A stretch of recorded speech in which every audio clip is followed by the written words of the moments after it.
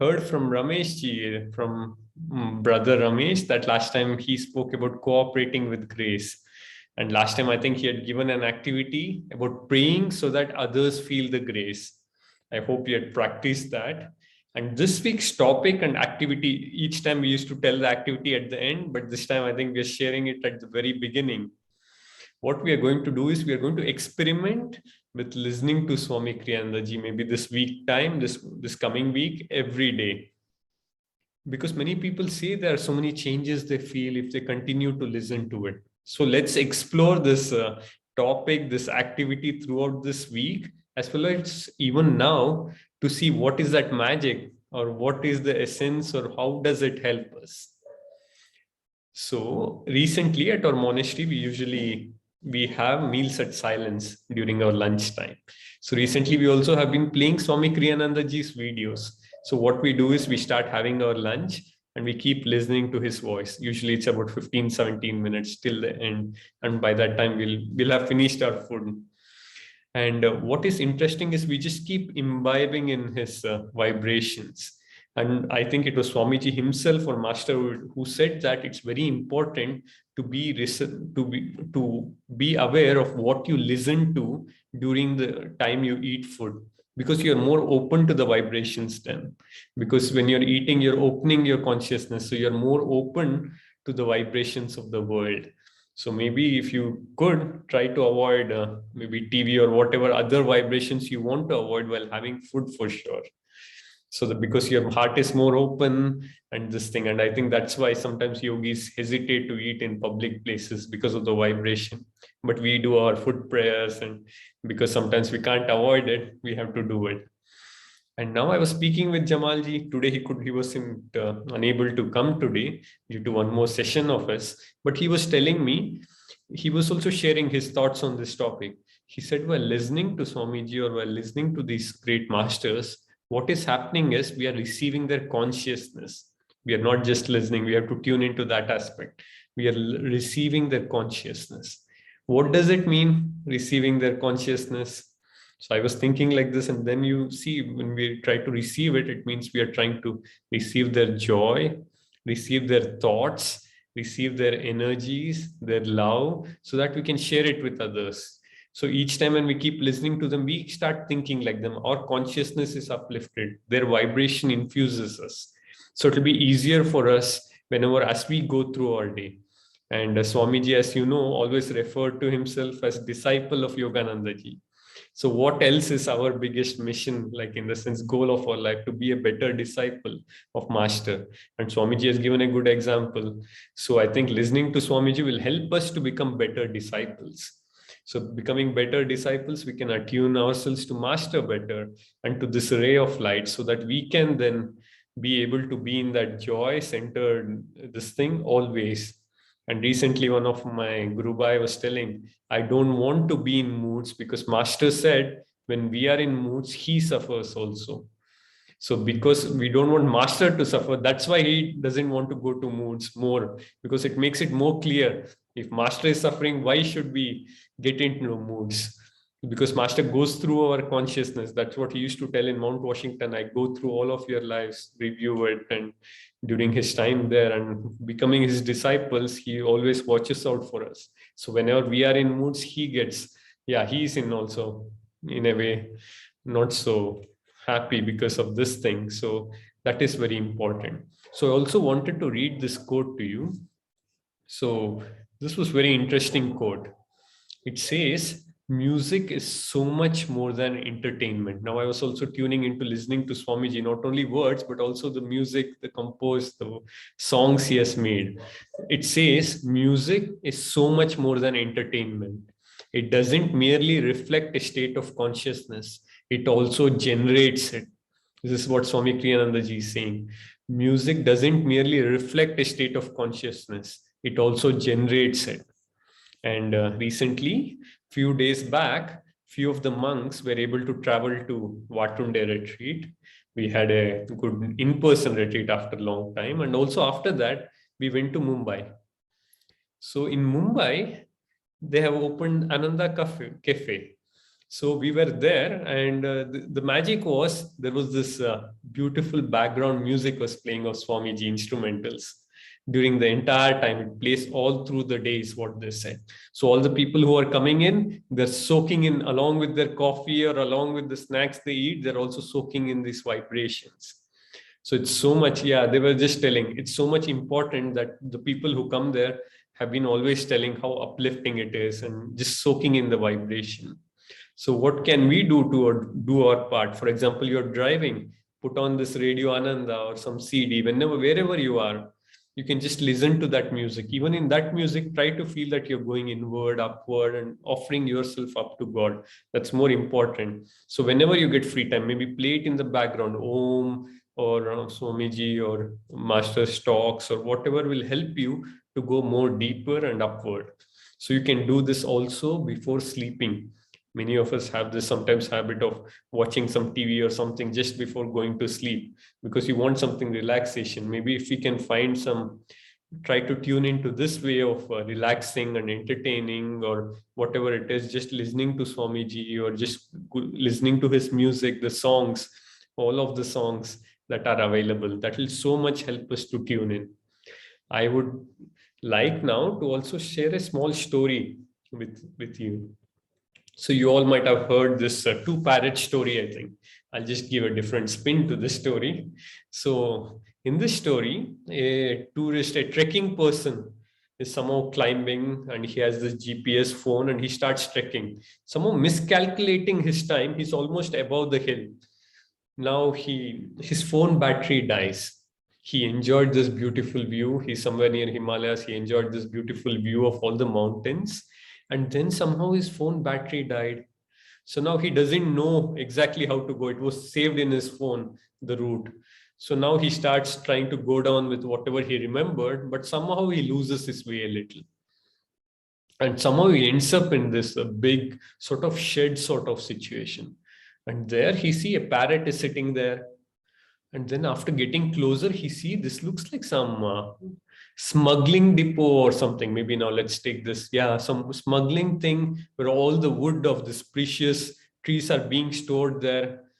And somehow he goes near and the parrot somehow starts speaking. I think parrot also, this is a talking parrot and it has taken in the vibrations of all these people around. So it starts speaking. What have you got today? Have you got the redwood, sandalwood, this wood, that wood? And he's confused now. What is happening? Parrot is speaking. Why is it asking me for wood?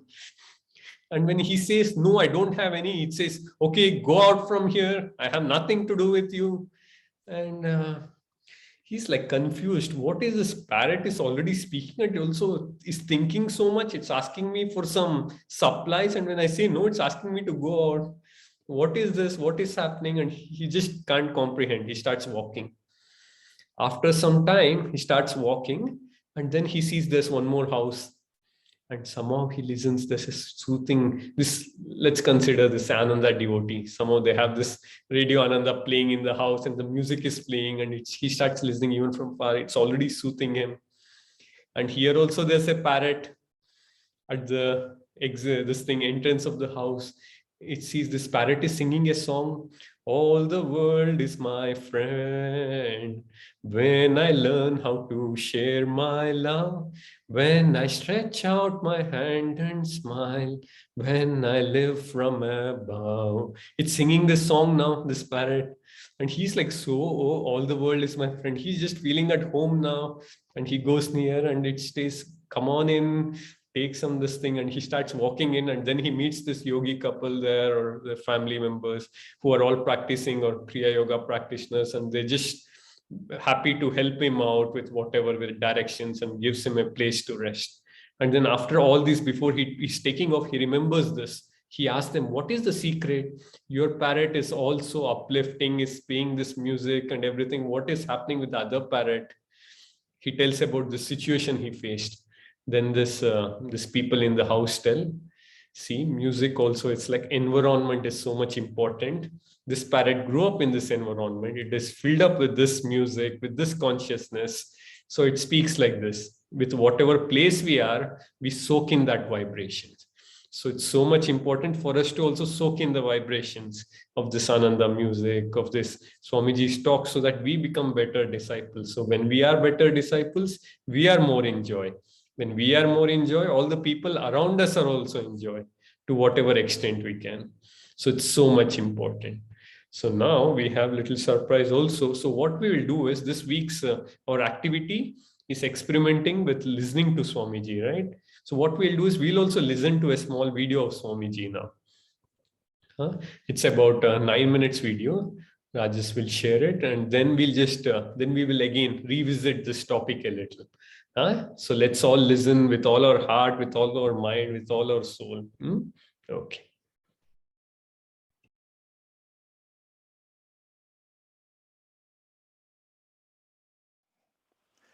Why are some people so successful and others, no matter how hard they work, never seem to get anywhere? Well, it's your karma. The actions that you have put out in the past determine your success or failure in this life.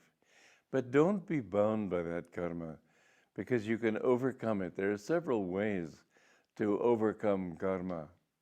One is to increase your own energy. A karma is only an energy force, and if you put out enough energy to block it and to pass over it, you can overcome even the most difficult periods in your life. My guru, you have to be born under some sort of auspice or other, and according to his horoscope, he was supposed to be married 3 times, being twice a widower. And he said, I will not follow that karma, and or that horoscope reading, whatever you might call it. And he burned his astrological reading that said this and left it outside his door, because his older brother Ananta used to scold him and say, you're going to be married, it's in your horoscope, and why become a yogi and why leave the world and all that. And his brother said, you'll not be able to overcome your karma as easily as you burn that piece of paper. But he never did marry. There was one time when a girl was brought to him, and they tried to really compromise him on this time. 2 other times they'd tried and failed. But this time they arranged a big feast. All the relatives came, big party, and then introduced the fact, he hadn't known this, but introduced him to his so-called bride. And he said, for a second, Satan got hold of my mind and showed me she was very attractive, beautiful. And then he used his spiritual eye to look under her flesh and see all the bones and blood vessels and everything else. And he laughed at this, and he said, no, I will not marry her. But I know I don't want you to be disappointed, and so I will see that my cousin marries her. And his cousin, of course, was thrilled to marry such a beautiful girl. When he went back to India in 1935, he found his cousin, Prabhash Ghosh, and his cousin was sort of tiptoeing around the house in fear of his wife's scoldings, and she was a terrible nag. And Yogananda took her aside one day and he said, listen, I have some right to say this because you were first promised to me. He said, if you had treated me the way I see you treating him, 1 week is all I'd have given it, and I'd have left for the Himalayas. People have asked the question then, well, but would that be right to leave your wife? Yes, anybody and anything, including your wife or husband, who poses a block, an obstacle to your spiritual search, should be left. One who wants to help you in your spiritual search should not be left. But this woman was nagging the life out of poor Prabhash Ghosh. Anyway, the karma can be partly overcome in that way. There are other ways you can do it. You know, your karma comes through your aura. And when there was a boy, Claude Pastori, his name was, he was 7 years old, I believe, from Egypt. And he lost his finger in an accident. I think it was his thumb. And Yogananda said, I saw a black cloud around you the day before. So when our karma is such that some catastrophe or disaster or hardship is coming upon us, our aura becomes weak or darkness gathers, and it's the cloud of karma coming and ready to attack you. You can offset that in certain ways. One is by keeping your consciousness high. That's why I said the other day that if you have the karma to lose a leg, if you love God, you will develop such a strong aura that you will still have that karma to pay, but you may only get a scratch on your leg instead of losing your leg. That's why Krishna says in the Bhagavad Gita, even a little bit of the practice of this religion will free you from dire fears and colossal sufferings. When you love God above all, and when your aura of devotion is strong, it protects you. There are other more automatic ways of protecting you. Certain herbs, I don't know the kinds of herbs, I'm not able to talk about that. But a bangle like this one, which is made of gold, silver, and copper, was one that Yogananda and Sri Yukteswar recommended as everybody could have. And I do recommend that you get one of these. They help to create and strengthen your aura. They act like lightning rods. I've never had this experience myself, but some people have said that their arm around their bangle sometimes gets extremely hot, almost painfully hot. Sometimes they even remove them, which I think is a mistake. There's another thing, and that is that gems, either a particular gem which a good astrologer, a good Indian astrologer, can tell you about, not Western, because Indian is sidereal, Western is solar. And the sidereal horoscope tells you the strength of the planets in relation to you rather than in relation to the sun. But they will tell you if your Jupiter is weak, to wear a yellow sapphire. If your Mars is weak, wear a coral. If your Saturn is weak, wear a blue sapphire. If your Venus is weak, wear a diamond. All of these have to be 2 carats or more, and they have to touch the skin, and they have to be flawless. Apart from that, Mercury would be an emerald, and so on. I'm not going to go with the whole thing right now. But these two help to strengthen your aura and to protect you against the infliction of bad karmas. So there are many things you can do to overcome karma. One is to heed the advice of a wise saint who can tell you, do this or don't do that, because it will help you to walk around the pitfalls of your karma. I hope that helps, because it's a very important subject. And Yogananda decried those people who say, oh, my karma. Don't worry about your karma. I have the most difficult horoscope that I know of. I know there's an astrologer in Germany who, every time she heard my name, she'd say, oh, I don't know how we can live with that horoscope. Well, it has all the big planets in the fixed signs crossing one another, square to one another, opposite one another. It's a grand cross. And people feel that this is a very difficult thing. Well, frankly, I don't know what difficulties they're talking about. I've just cheerfully and courageously gone ahead, and whatever came my way, I've just not taken it on myself. I've just given it to God and done my best. You can, with courage and strength and faith, overcome anything. Don't worry about your karma. You know, if you have a field of ice, let's say it's a big lake, you couldn't break through that whole field no matter how hard you tried. But you can break through one little tiny point. Just send a screwdriver through it and you can break through it. So this little point is your ego. And if you can break through your ego, you can come into the water beneath you. The ice represents your karma. If you find God, no matter how bad your karma is, if you can find God in this life, you're free. You don't have to worry about all that karma. And once you're free, you can look back over all your lives and gradually free yourself from those things, but from a state of freedom from ego and oneness with God. So don't worry about your karma. Just worry whether you love God enough.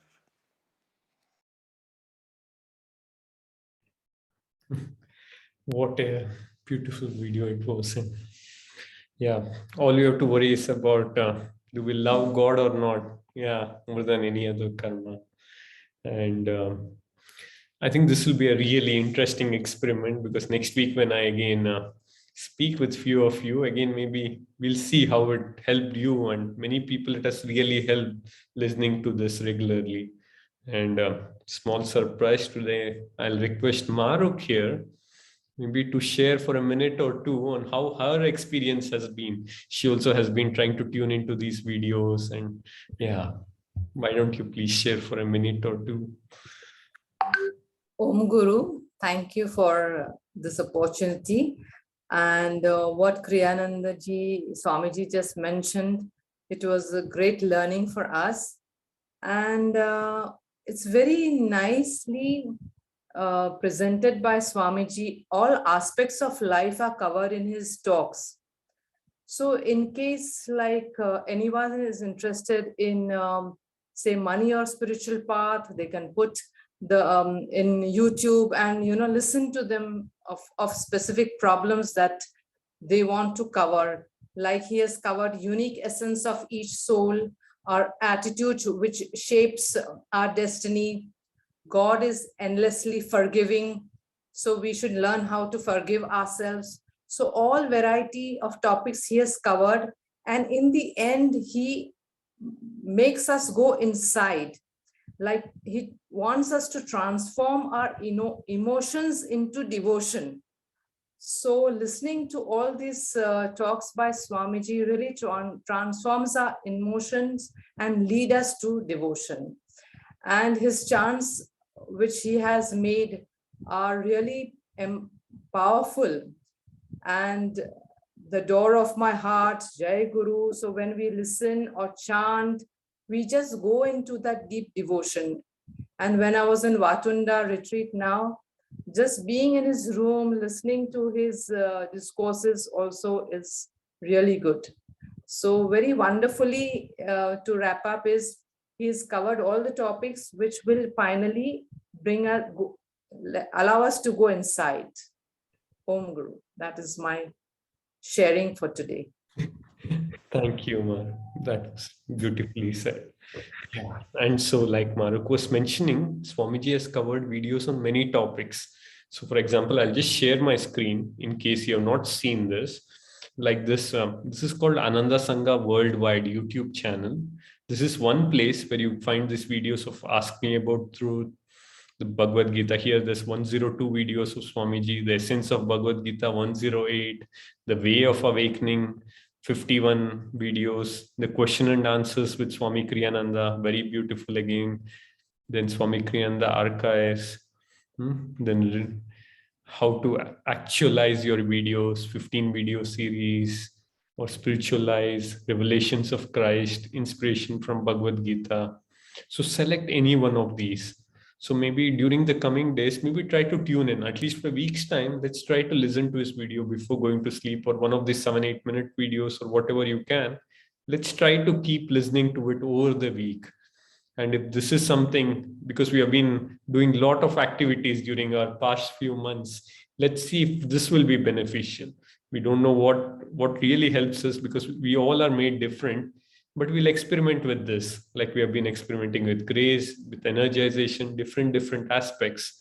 I think this will be very helpful for us to again tune in. So during the week, as time permits, when you get up, or maybe during your breakfast, again during the lunch, or before you sleep, or whenever you go for a walk, if you can put on your earbuds and something to tune in more and more to his music, or for one of these talks, and again listen, like Swamiji mentioned at the end.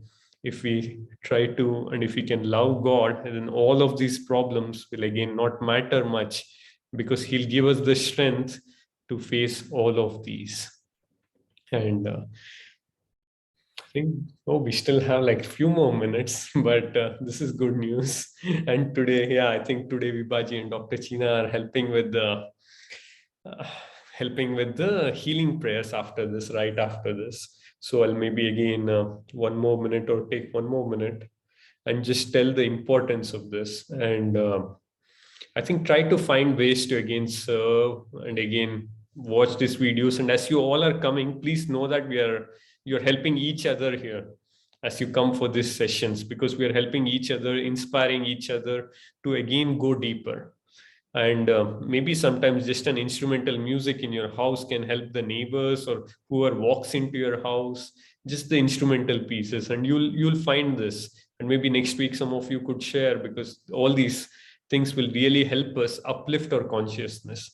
Once our consciousness is uplifted, you'll not feel this problems. It's like this eagle flying above the clouds. When it's all raining, if you have an eagle, it almost goes above the clouds, is what they say. Then you won't be hurt by any of these troubles. And so let's try to again imbibe these things, and let's try to tune in more.